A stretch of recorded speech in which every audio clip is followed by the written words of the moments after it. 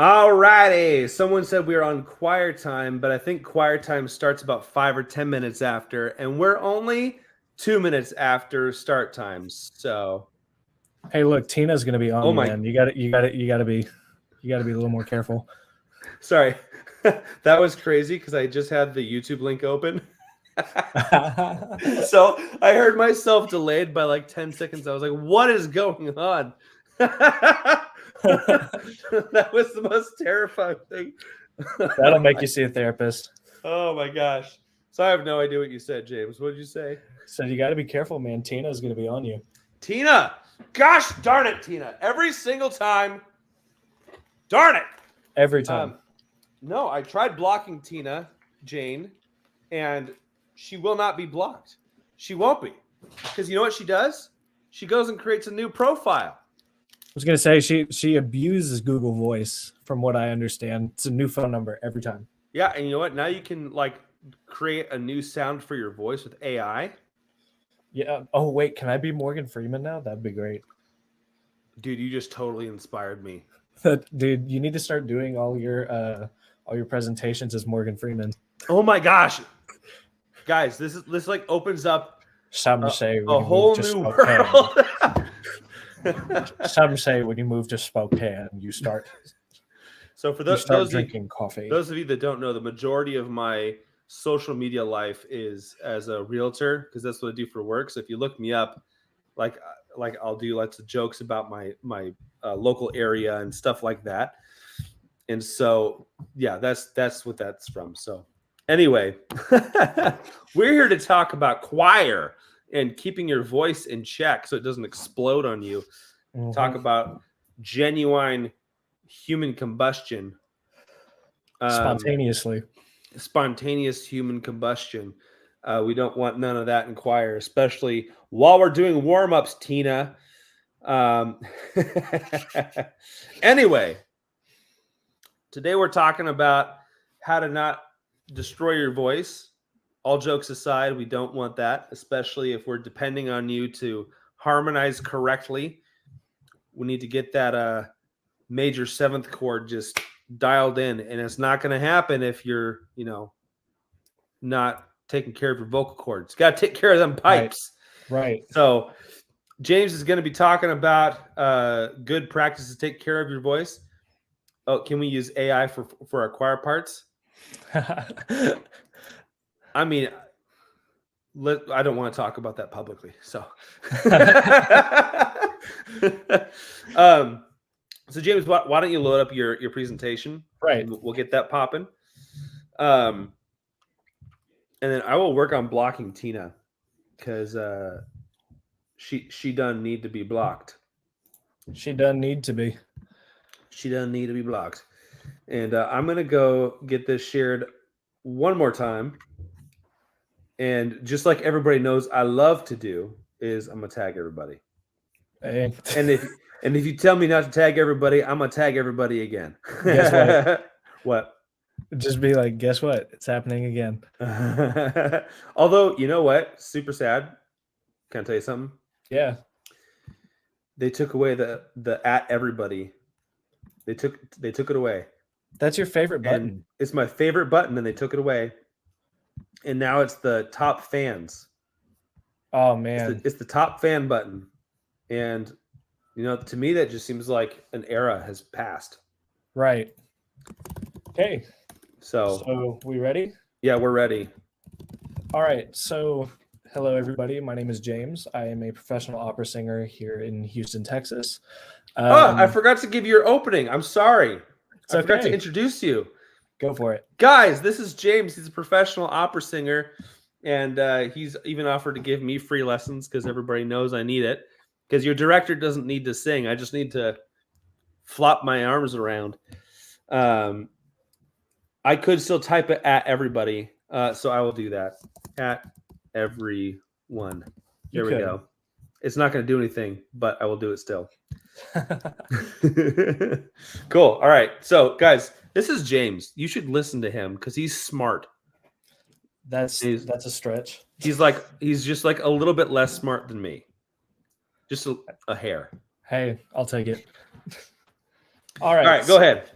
So this is the one thing I always get asked about whenever I'm singing is how do I perform for as long as I do? Because I don't know if most of y'all know this, but most opera programs go 2.5 to, if you're doing Wagner, it's going to be 5 hours at a time with only a 30-minute break in between acts.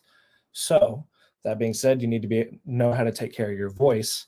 And this is exactly what I do to help do that. But before I go into any of this, the vocal exercises that you can purchase, I don't know if you can get them on JW Pepper anymore, but that's where I got them from, is called the Connell Master Vocal Exercises. And I'll get into that here in a second when it's appropriate. So warm-ups and misconceptions, how opera singers and professional choirs should prepare for a performance. Okay, so a lot of people will think that is interpreted as, okay, I need to start singing during warm-ups, doing all these la-di-da-di-da-di-da. And the reality to that is you're destroying your voice faster than you're rebuilding it. So that being said, what you need to do is when you're warming up, the voice should be the very last thing you bring into the table. So my process is getting the air flowing, taking my breath. Okay, how easy was it to get breath in without really having to think about it? Okay, where are my consonants going to be? Okay, check. Those are in check. Next thing I do is, okay, if I do a unvoiced consonant versus a voiced consonant, where is the difference in the vowel placement going to be for the word I want to say? And then once I've started making sure that checklist is gone, I just basically go into whatever I'm singing, because a warm-up will take off about an hour of performance time if you sing all the vocal exercises that your choir director in high school had you do. It's really unfortunate, and I wish people knew more about that. And unfortunately, it's not as common of a practice. So there you go. Like I said, singing warm-ups actually shortens performance time, and I've had this from personal experience. I had to do Les Mis when I was in high school, and for the last show, I just decided, you know what, I'm not gonna warm up the traditional way. I'm just gonna start experimenting. That show, I was able to go and do Javert's big solo with absolutely no hitches. It's all just a mental game. Okay. Like I said, studies and experiences have shown that when a singer is singing during warm-ups, that's a tongue twister, fatigue happens at an accelerated rate due to technique not being right at onset of the pitch and use of the vocal cords. So long story short, we'll get into the anatomy of things a little bit. Let's not do that, but that's fine. So the anatomy of the vocal cords is it's what's called a fatty muscle. So I had to grade it on like a steak scale. I know some of you are vegans, but bear with me. The way I would describe it is an A5 Wagyu. It's super fatty and very easily damaged. But when you start singing, there are a whole set of muscles here, around here, and even your jaw muscles can make things a little more difficult for you. So when anything here, and here is tensed, that is going to be a very, very rapid descent into vocal fatigue and shortened performance times. It's just a nightmare. Back in high school, I was unfortunate enough to have a rather questionable voice teacher my freshman year. And my junior year of high school, I developed what can only be described as scar tissue right above my larynx. And it was only after that I started going, okay, maybe I should start looking at a few techniques that are kind of out there just to see anything. And again, all of this is what works for you, but this is just what I've noticed over time. Okay, so we'll get on to this out of music related activities.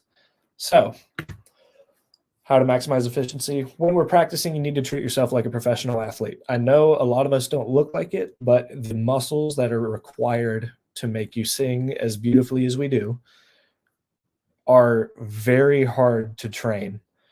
You can go to the gym for your core just to help make sure your diaphragm rebounds back in a little bit better.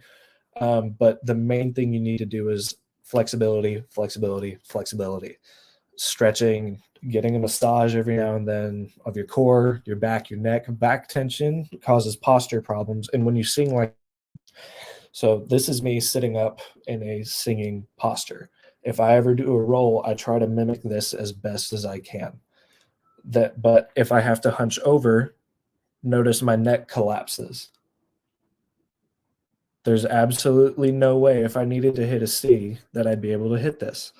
So your back muscles, if they are tight, are going, which is why everyone in America has bad posture.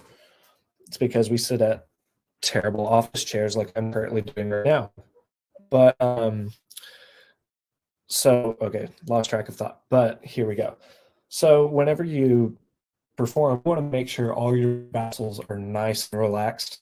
And if you get like a foam roller and just go over your back, it is life changing on a non-performing level, but it is very beneficial to singers because you also want to look better on stage. And if you do go to the gym, I know a lot of personal trainers will tell you to do some until failure reps, but the fact of the matter is if you are a singer and you experience failure, your career is over. Failure means you have nodes, a cyst, or a tear. That is absolutely unrecoverable. Well, the first two are through surgery, but that's very expensive. It takes you a very long time to get back. And I would equate it to getting a knee replacement. And then a tear is just straight up, you're done. There's nothing you can do. And then you're going to see all these fancy schmancy things online that are, if you do X, Y, and Z, you should recover faster. Long story short, eating right and prioritizing sleep is the only way you will be able to recover in an adequate amount of time. I thought that was a good question. I just put up on screen if you wanted to. Yeah, go for it. I put it there for you. I can't really see it. I'm in full screen. Oh God! Does this mean we should put our vocal cords on a diet? Yes, we will get to that here in a second. So to answer that really quickly, the biggest thing you need to remember is acid reflux. Acid reflux destroys your vocal cords faster than your body can replace the tissue. So ways to combat that is avoiding highly acidic foods. And I know, Jake, because you're a Spokenite, you're going to be a little upset, but coffee is probably not the best idea. Chugging coffee all the time, man. It's probably not the best idea. Don't take my coffee from me, dude. Bell peppers, onions, and this one surprised me when I found this out. Red food dye. In anything you eat that has red food dye accentuates acid reflux. And the reason I say acid reflux is all singers are going to have to deal with it.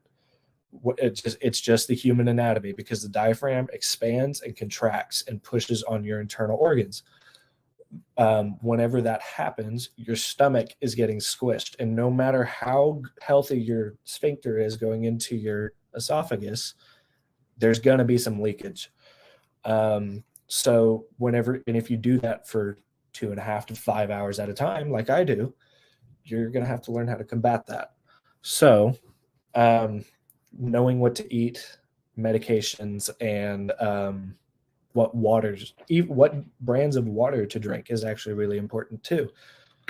So, that question was awkwardly timed too. So perfect. So a lot of opera singers I know that have had, unfortunately, short careers have notoriously bad eating habits. Again, acidity in foods or anything that causes acid reflux. proteins and amino acids, and this is getting back to the vocal cords real quick. So like I said, it's a fatty tissue and or a fatty muscle, excuse me. I'm just nervous. So the fatty tissues or muscles, the only way to rebuild muscle is through proteins and amino acids. So that's just the building blocks your body uses to rebuild itself and build upon it. And then this might be a shocker for some of you, but no alcohol. I mean, it's okay in moderation, but never before a performance. The myth of opera singers drinking a shot of whiskey right before going on stage, that is the most detrimental thing I have seen yet. Because alcohol is a great drying agent. And what is the one thing your body hates? Dryness or a lack of moisture. So above and below your vocal cords, there is a mucus layer that needs to be constantly replenished. Alcohol takes that right away. Now, for some of my green friends out there that are advocating for it, I'll give you this: it is slightly better, but the particulates in both the vapor and the smoke are shaped essentially like tiny knives, and if it irritates your vocal cords, so yes, it is slightly better, but at the same time, it's on a scale of 1 to 10, 10 being this is going to damage your vocal cords immediately to 1 being it's not going to do anything at all. I'd say it's a 7. Then high pH water for rehearsals to combat acid reflux. So your Essentias, your Smart Waters, your anything that has a high pH water, and I know it's going to be more expensive, but I've seen people's careers turn around with just that one change. And then if you need to use an antacid, personally, Gaviscon is the only OTC that I know of that allows me to sing 15 minutes after I take it. It's, as far as I'm aware, it doesn't have any long-term effects, and the makeup of it makes it so you don't have any excess mucus above and below, which is why some of us sound the way we do right now. And then the recommended products I do is Elevate, which is basically a very healthy energy drink by Neolife. You just take it in a glass of water and shake it up and have a good time drinking it. And then Respex for allergies is it's a godsend, especially here in Texas with all the mesquite trees. Long story short, if I didn't have Respex, there'd be no way I'm breathing. Gaviscon, obviously, and then Essentia water is really what I use almost exclusively for rehearsals. And then, yeah, I'm going to leave you with this one quote. If singers treated themselves the same way sports athletes treat themselves off the field, we could sing professionally well into our 80s. And I hope and pray for every single one of you, to whatever you believe in, that you never have to experience the vocal injuries I did. But by the same token, I hope we can prevent them with the information I've just given you. All right, perfect, everybody. Dude, that was killer. By the way, we have another person on the screen that was going to be starting with us at 4:00, but decided that the coffee shop wasn't the best place to be. So he's joining us a little bit late. Cameron's nutritionist. He's been helping me for the past few months get my act together, and him and James have been hanging out and talking nutrition, helping our bodies get better to be in optimal shape for performance and just general life. So we're homies now. Yeah, we're homies now. Cole, did you have anything else that you wanted to add, or is there anybody in the chat that had questions? Actually, there is a question here. This chart of things to avoid is only within a certain time period of singing, or is just in general? In general, especially, I would say it's a combination of the two. So the way I would approach it is day of a performance or rehearsal. absolutely none of those dietary things. So no onions, no bell peppers, or anything that influences acid reflux or acidity. And then Michelle, I was actually about to say that tea is pretty good, but it is still dehydrates you. Um, green tea is the most doable one, in my opinion. I'm not a big tea drinker, but the experiences I've had with other opera singers that do drink tea, all of them say green tea is the way to go. That was And the then, next question too. yeah, and then back to Marcy. I think in general, if I would say if you had a week to prepare for a concert, I would say try to avoid those, but I wouldn't be too upset if you did have some, as long as it's in moderation and you can take an antacid immediately after. Cool. Awesome. All right. Ready to go, Cameron? Cool. Well, Cameron's got some extra stuff for us just about nutrition in general and taking care of your body and such. He sings at church, and I think that's about it when it comes to singing, right? Yeah, that's about it. Thankfully, we're in a very vocal church, and we really emphasize that. So my singing has come a long way. And then I'm also married to a classically trained pianist. My mother-in-law, she teaches at the University of Redlands in Southern California, and she's a professional accompanist. Is that how you say it? Accompaniment? Close enough. Okay, Accompanist. Accompanist. There you go. That's right. Yeah. So that's my wife's side of the family. So I've been coached very well along the lines of music, and we have children who sing. So I've got 3 boys, 1 mystery baby arriving next month. We didn't find out if it's a boy or a girl yet, but we know it's a boy or a girl. So we're excited for that. And we do love singing. We love piano playing. So it's nice to know great musicians like Jake who can tell me where I need to improve. On the nutrition front, James really covered some good bases. So I'm just going to really add a little bit to the recommendations that he made there. There were some great questions that just came up. As far as the tea goes, one thing to consider about green tea in particular is that it actually has something in it called catechins. Catechins are in the flavonoid family. If you don't know what the flavonoid family is and you're a singer, you need to get to know the flavonoid family. It's a family of water-soluble antioxidants, nutrients, that really are what your blood vessels and your capillaries are literally made from.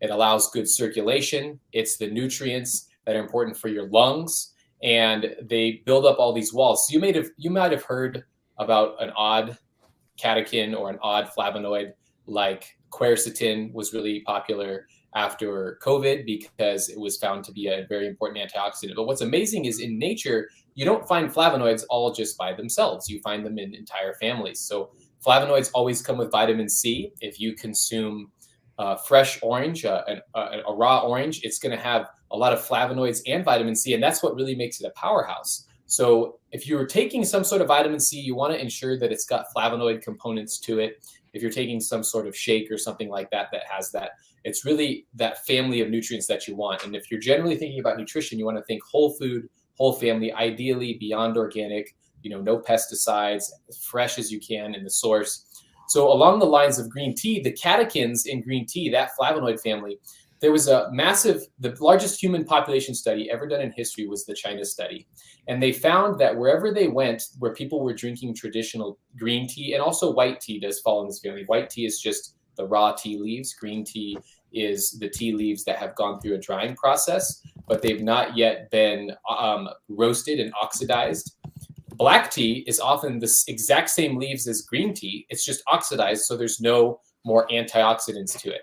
But whenever you have the antioxidants in with the caffeine, it basically acts as a modulator for the caffeine that allows it to slowly release and do its job and not throttle your adrenals or give you, spikes in energy, which is why if you have coffee or something, you may feel a little bit jittery afterwards. If you go for something like green or white tea, it should do a lot better for you.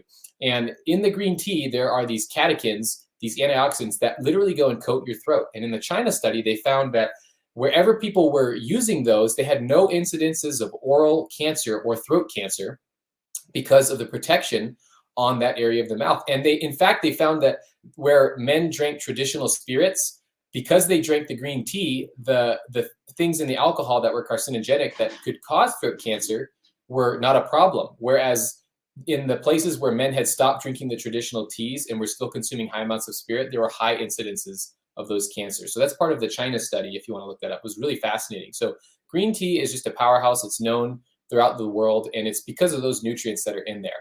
Now, if you're taking something like what James recommended here, the Elevate actually has green tea in it. So it's going to have those catechins, it's going to have those flavonoids. It's also going to have a lot of electrolytes, which is one of the things that would be in a good water that you're looking for. It's got a bunch of different minerals that you need. And of course, that's going to be important during your performance because of the muscles that you're using. You know, we might think of electrolytes more as our bigger bodily muscles, but as you guys all know, when you're singing, those muscles and those vocal cords are vibrating, you know, at speeds that we can't even fathom. So very important nutrients for you there. They also have a group of nutrients called nootropics. If you don't know what nootropics are, they're worth looking into.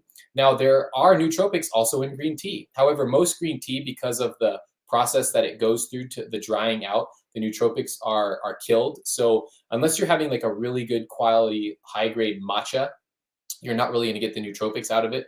And in fact, there's a special Japanese technique, and it's a patented technique, and it's called sun-theanine. And what they actually do is they ferment the green tea, and that gives it this nootropic ability. And nootropics are these brand new groups of nutrients that we're studying that actually enhance your natural cognitive abilities. So whereas psychotropics, which would be like your antidepressants and things along those lines, they have some good benefits, but they also have side effects. Then there's psychedelics, which are very much in the same category, and they cause unnatural brain function. So one is kind of shutting off and turning on different brain functions with some side effects. One is allowing for kind of unnatural brain function. And then nootropics are that middle ground that have no side effects and only benefits, and they enhance your natural focus ability. So that's worth looking into. And in the Elevate, that has the sun-theanine, and it's that patented one. It also has natural caffeine. Most caffeine you're going to find out there is synthetic. So those are a couple things to consider if you're looking at getting multiple things in one. And Jake can actually drop a YouTube link that's like a minute long on that specific product there that James recommended. And then what we'll do is we can also share you guys a link that's from James. He has a 20% discount if you want to order that, a 10 to 20% discount depending on how you get it. You can do the same thing with the Respex that he mentioned. Along the lines of the Respex, it's called Respex because it's got 10 herbs. So the X standing for 10. 10 herbs in there that are all really important for the upper respiratory system. Jake also has a short video that he can drop a link to for that, if you want to learn a little bit more about either of those things. And the rest of it, James was really right on. Having your stomach acid under control, not eating those foods that are going to cause it, and ideally not putting yourself in a position where you need an antacid because your stomach acid isn't able to digest the food that you have in there. So one of the quick hacks that you can do in order to help digest your food better in prep is actually apple cider vinegar. Some of you have probably taken apple cider vinegar, or at least you've seen some sort of, reel or something about that. And I would recommend buying the Bragg's organic apple cider vinegar. But as long as you buy an apple cider vinegar that says with the mother in organic, which means it's raw, then you can use the apple cider vinegar, and you can just put a teaspoon of it in your water and a little bit of water. That's going to help your stomach better digest things. It also has been shown to help you lower your blood sugar, your blood glucose before a meal. So let's say you're going to sing and you want to have a big meal, but it's going to be a heavier meal, and then you're not going to have time to go walk or exercise afterwards. In that instance, it could be really helpful for you to have some apple cider vinegar in your water before. Apple cider vinegar also can cause more alkalinity in the lower digestive system. It's one of those amazing things, similar to lemon. Lemon actually does the same thing, which is why I recommend you have lemon squeezed into your water, or lime in the morning especially, but even before a performance, because the flavonoids, talking about flavonoids again, in the lemon will actually do another job similar to the catechins coating your throat. And it's also going to help you prevent sickness. These are important things to keep in mind. When you're singing, when you're around a lot of people, you're at an event, we typically, well, maybe not typically, but maybe now we're a little bit more conscious of that. But rather than being afraid of thinking, okay, what if someone around me is sick and it could compromise me? As long as your immune system is strong, as long as you're giving it the whole food tools that it needs, right? Not just the synthetic vitamin C that you can go buy in a store or something like that, but the real food nutrients And if you do take a supplement, it needs to have some clinical evidence. It needs to have these different types of things, ideally pharmaceutically licensed as well, because that means whatever's on the label on the supplement has to be in there. And if you have some lemon water or you're using something good that has vitamin C, that's going to also prevent your capillaries, your blood vessels that work really hard during your performance from wearing out too much. You're going to have good circulation, and then they're going to be ready to recover to go the next evening. Typically in this industry, as you're singing, you have multiple events in one weekend, and it would be nice if you can keep going for the second and the third event that you're on. So we really just scratched the surface there. We don't want to go too much deeper. We want to do a little bit more in the future. But I'm so impressed with James. I'm so impressed with just the basic research that he was able to come up with on nutrition. Nutrition is a deep, deep hole that you can dive really far into. But Jake is always reminding me that, he's in nutrition kindergarten, and most of us are in nutrition kindergarten. And you know what? That's okay, especially if you're in university when it comes to choir or you're more advanced. Stay focused on what's really important to you and just start using these small hacks to get yourself to a better performance, to keep your body fit and ready to go. And if you have any more questions, we're totally welcome. We totally welcome those. I've been doing this for about 15 years. I'm a regenerative nutrition coach. I've been working with the top clinical nutrition research organization in the world, a lot of different universities, and we would love to spend some time with you. If you have any specific questions, you can reach out to us. And Jake will talk about how we would go about that process after this, which I think will just be on Facebook, right, Jake? Well, I put your phone number. Sorry, Cameron. Okay. I put your phone number in the what do you call it? The YouTube notes. Okay. Go to the about section in the YouTube video, and you want to set up a time with Cameron, just shoot him a text or an email. And then if you're curious about those products, I did put them in the show notes as well, and I'll drop the same links in the comments as well in case you can't find it. Yeah, and if you want to make sure that you get that 20% discount through James, then just make sure you reach out to us, and we'll make sure that gets passed on. Cool. Also, Cameron, before we close, I wanted to build on something you said about getting sick. This isn't really common knowledge, but in the opera world, it is actually mandatory for however long you were sick, you have to take that same amount of time after to recover vocally. It's just because this takes so insanely long to recover. It is not the friendliest recovery either. No talking. You can maybe talk to your dog, but that's about it. So dogs speak not in words, right? You can sense it. Yeah, I'm sure the wife wouldn't be happy about that. The whole viewpoint that we need to be having when it comes to the immune system and recovery is your body is the most complex machine in the universe, right? We can never recreate something that is as beautiful as the human voice. I don't care about AI or robots or anything like that. It's this finely tuned, complex machine, and it requires very specific and precise nutrients. If you're a gardener, very few of us are these days. Most humans were through all of history. But if you're a gardener, you know that it requires attention and care and detail, and the quality of the soil and the quality of the food is going to depend on that.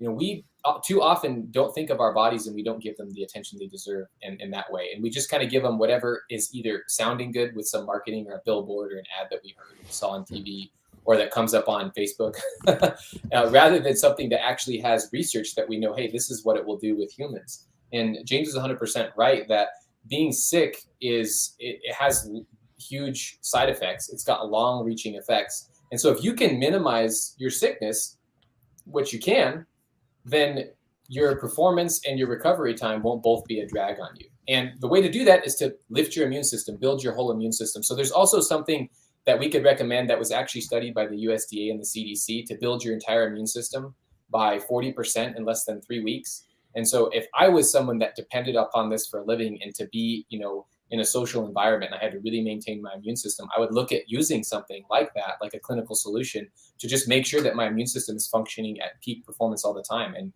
this is important, even if you think I've taken my vitamins, I've got my vaccine. A vaccine is predicated on your body having a strong immune system that can then take that and build all of the antibodies to it. So you have to feed it the building blocks to have a good immune system, and it will work for you. Just like your voice, as you train the muscles and as you do all that, your immune system is very much the same. So good point. Awesome. Cool. Does anybody else have any more questions before I totally close out? I'll kind of hang out here for a minute before we jump out. Yeah. I was so mad I didn't have enough left over of my elevate.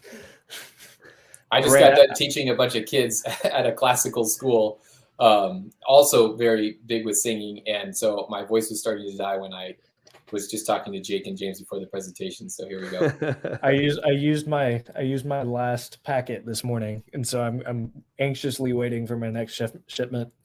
Well, good thing you live in Texas where you get it in like a day. We got to wait up in the corner here. Like I found out that the warehouse that they use is like 3 miles from my house. What? Okay, so if you really want the guy, James could sell it out of the back of his trunk or something. I think that. See, but that doesn't constitute a tax break, and I'm already getting taxed like crazy here. So there you go. And that's Texas. You don't want to hear about Washington, but hey, a quick hack with this, and say this actually would go for any type of drink: lemon water, green tea. You can actually, when you put it in your mouth, you want to hold it in your mouth for a little bit and swish it, because it can actually go straight to your brain. If it's really good nutrition, it can go straight to your brain. Oh, so if I'm drinking some like lemon water or something like that, I should like sip on it and like let it swirl in my mouth a little bit. Wouldn't that be bad for your teeth? If it was like, not if it's nutrition. If it was soda, yes. Don't do that. Well, lemon's like acidic, right? So and soda has red food dye, so no. That's a common misnomer. So here's what's amazing about the type of acid that's in lemon, because of the flavonoids that are with it. The type of even this is true of apple cider vinegar. Because of that, when your saliva and your stomach acid mix with it, it switches the pH, and then when it moves further down into your gut, it reverses, which is crazy. We have not been able to recreate a medication that can do this. So tea and nutrients and things like lemon water are actually really good. It can kill bacteria in your mouth. That's another important thing. We are always using these mouth rinses, and you don't know that if you're using like a common mouth rinse that you could buy, one of these big brands, Listerine or something like that, it actually kills all the good bacteria that should be in your mouth, and it kills things down further in your gut, which actually leaves you more prone to getting sick. Wait, you could look that up on YouTube. Say that again. Mouthwashes and mouth rinses kill the healthy bacteria, just like antibiotics kill all bacteria. It's like dropping a nuclear bomb in your gut, and if you don't replenish your gut with the good bacteria after you've killed the bad stuff, then your immune system, which starts in your gut, is completely vulnerable. It's really bad. So a lot of people have ongoing health issues, even simple things like IBS, because they've taken antibiotics at some point, and your microbiome actually starts right there in your mouth. So yeah, there's other things we can go into. We should probably just do a separate one on like oral health and the microbiome, your gums, what type of toothpaste you should be using, because there's so many good things coming out right now along those lines. That's nuts. Yeah, let's set up another one, and I think that'd be very helpful. That's crazy. Dang. I never would have even considered that. I mean, it makes sense. Yeah, it's becoming kind of common knowledge now, especially as companies come up with more natural things, like hydroxyapatite is a natural remineralizer for your tooth that's much better than fluoride, which has a lot of side effects. There's all kinds of neat things coming out right now. You could actually just use coconut oil, and you can do what's called oil pulling, but you can actually just put that in your mouth and swish it for like 5 or 10 minutes, and that is amazing for your mouth, for all of your health, really. Right. Yeah. There's a few different oils you can use, but coconut oil is the one I recommend. Dang. Okay, Marcy, I'm telling you right now, anybody who tells you to tilt your head up and back has no idea what they were talking about. Because I'll explain what's happening. So your head naturally sits like this. Your esophagus and mouth form basically a 90 degree angle. That's not exact. There we go. And the reason the human voice carries the way it does is because we are taking straight up airflow and redirecting it, and that is causing vibrations on the soft palate of your mouth, which is supposed to be raised, and then it is slowly focusing it to something about this wide, which essentially makes it the world's most efficient trumpet. And if you take away that redirection, not only are you pinching this off, you can see how tight my throat is right now. I can barely speak.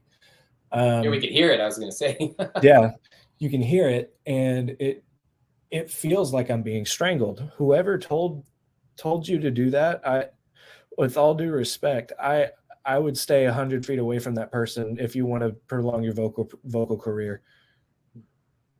Dang, cool. Well, let's jump off, and I think that was really good, and definitely reach out to these guys if you got questions, and we'll go from there. Jake tags me in Facebook posts all the time, so just feel free to reach out to me on Facebook Messenger if you have any vocal questions, and I'm sure Cameron will do the same with this phone number and and email in the description. Me to the Facebook message too. So awesome, cool guys. Thank you everybody for joining with us today. That was awesome. I learned a ton, and let's see you around next time. We'll jump on again. And as we close, I just want to say thanks, Jake, for the choir group. It's a lot of fun, and I just love seeing what you guys all post in there. You've done a really good job building community. Thank you. I appreciate it. It's been a wild ride. When I built it, I definitely wasn't thinking this is going to turn into 30,000 people, but I would say therapeutic is a more accurate term. There you go. Yes, which is not usually applied to social media. Yeah, for sure. Usually social media causes you to go to therapy. It's not a With the memes. Jake's a meme king. That's the way to go. That's one thing I got from music school. I can be happy. Meme king. All right, everybody. Thank you so much for coming on, and we'll talk to you later. Bye. Have a great weekend. See ya.